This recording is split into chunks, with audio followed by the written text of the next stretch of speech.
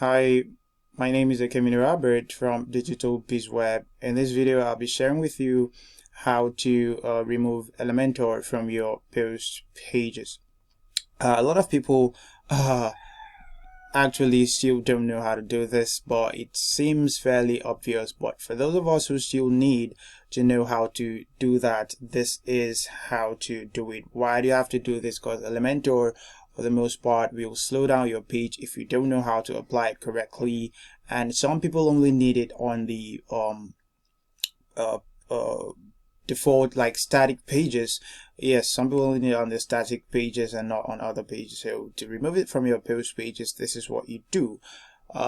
Just go to settings, Elementor, go to settings, come down here and uncheck this option. Now if I try to edit a post with Elementor, I'm going to see this edit with Elementor button right here. What you can do is that you just go ahead, edit your post without using Elementor, and you won't have any trouble.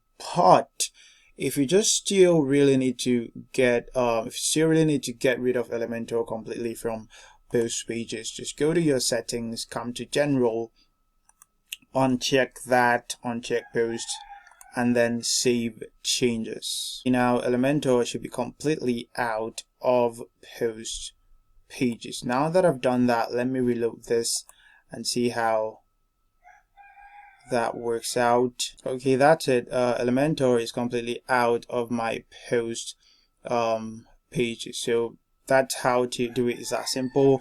So feel free to like the video. If it helped you in any way, just like the video, and don't forget to subscribe to this channel so you can always get free tips on how to set up your website and how to succeed creating content online. Thank you for watching.